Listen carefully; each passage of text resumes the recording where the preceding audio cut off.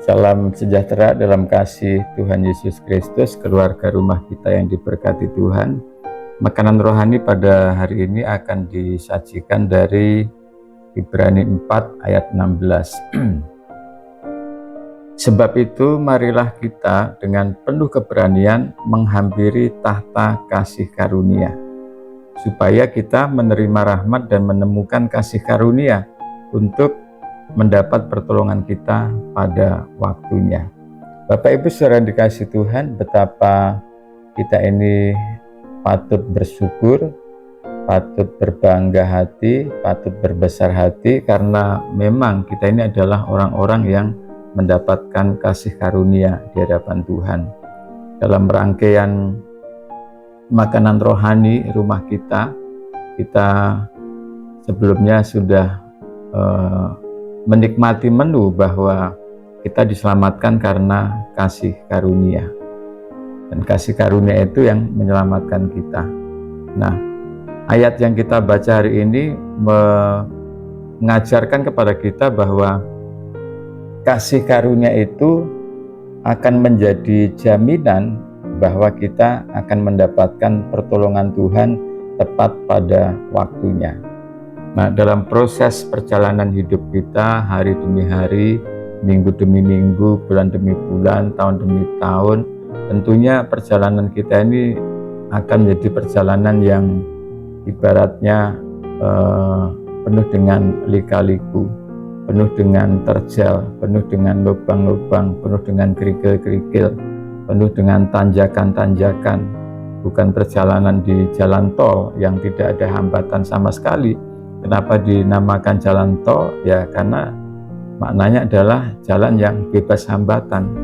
Nah, hidup kita dalam Kristus itu bukan seperti jalan tol, jalan yang bebas hambatan, tapi justru dalam Kristus, dalam perjalanan kita menuju ke tempat keabadian, menuju kepada rencana kehendak Bapa. Di situ justru banyak rintangan, dan jalannya pun dikatakan sebagai jalan Via Dolorosa, jalan salib, yang di dalamnya ada tantangan, ada tentangan, ada pergumulan, ada saatnya kita harus menangis, ada saatnya kita harus tertawa, ada saatnya kita mengalami lembah kekelaman, tapi juga ada saatnya kita mengalami padang rumput hijau. Kita juga ada saatnya Tuhan harus tuntun kita melalui padang gurun, dan itu semua memang satu proses hidup yang akan pada akhirnya itu menjadi jalan cerita kita di dalam Kristus. Tapi bagaimanapun situasi, bagaimanapun keadaan perjalanan hidup kita di dalam Kristus, kita bisa meyakini bahwa perjalanan kita itu akan tetap indah dan menyenangkan.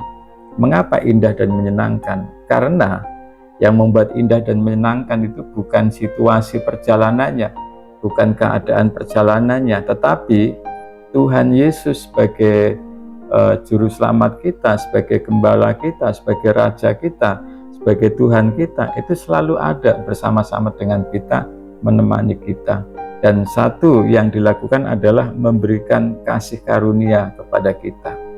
Nah, kasih karunia itulah yang menjadi jaminan bahwa kita akan mendapat pertolongan kita pada waktunya. Itulah sebabnya firman Tuhan tadi mengatakan, marilah kita dengan penuh keberanian menghampiri tahta kasih karunia. Namanya tahta kasih karunia, namanya kita menghampiri tahta kasih karunia, ya di dalamnya ada apa? Kasih karunia. Kalau kita menghampiri meja peradilan, kita akan menerima keadilan. Kalau kita menghadapi meja polisi, mungkin kita akan menerima sanksi karena kita melanggar peraturan lalu lintas.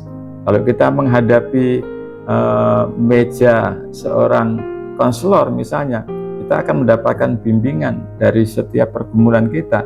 Tapi kalau kita menghadap tahta kasih karunia, tentunya kita akan menerima kasih karunia.